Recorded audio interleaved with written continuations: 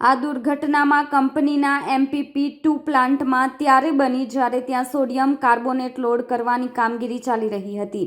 Chemical લોડિંગની પ્રક્રિયા દરમિયાન અચાનક થયેલા ધડાકા સાથે પ્લાન્ટમાં ભીષણ આગ ફાટી નીકળી હતી, જેમાં ત્યાં ફરજ બજાવી રહેલા 2 કામદારો ગંભીર રીતે દાઝી ગયા હતા. ઈજાગ્રસ્તોમાં ગડખોલની સોનમ સોસાયટીમાં રહેતા દલોલ પ્રસાદ પ્રકાશજી અને અંદાડાના રહેવાસી ભાઈલાલ પરમારનો સમાવેશ થાય છે. બ્લાસ્ટ એટલો તીવ્ર હતો કે આસપાસના વિસ્તારમાં પણ તેના અવાજથી ફાળ પડી હતી. કંપનીના કર્મચારીઓ જીવ બચાવવા માટે સુરક્ષિત સ્થળે દોડી ગયા હતા. ઘટનાની જાણ થતાં જ કંપનીના સેફ્ટી ઓફિસર્સ અને સ્થાનિક ફાયર બ્રિગેડની ટીમ તાત્કાલિક સ્થળ પર પહોંચી ગઈ હતી.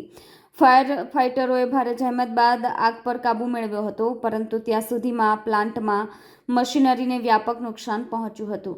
ગંભીર રીતે દાઝેલા બંને શ્રમિકોને લોહીલુહાણ હાલતમાં પ્રથમ ભરૂચની ખાનગી હોસ્પિટલમાં ખસેડવામાં આવ્યા હતા, પરંતુ તેમની શારીરિક સ્થિતિ અત્યંત નાજુક જણાતા અને શરીરનો મોટો ભાગ દાઝી ગયો હોવાથી તબીબોની સલાહ મુજબ તેમને તાત્કાલિક વધુ સારવાર અર્થે વડોદરાની સ્પેશિયાલિસ્ટ હોસ્પિટલમાં રેફર કરવામાં આવ્યા છે.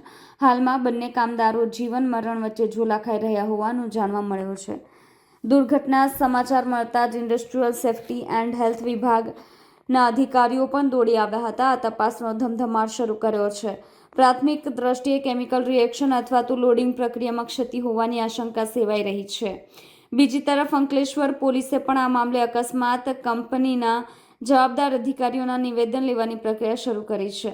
ઔદ્યોગિક નગરીમાં વારંવાર બનતી આવી આગની ઘટનાઓએ ફરી એકવાર શ્રમિકોની સુરક્ષા અને કંપનીઓના સેફ્ટી ઓડિટ સામે ગંભીર સવાલ ઊભા કર્યા છે.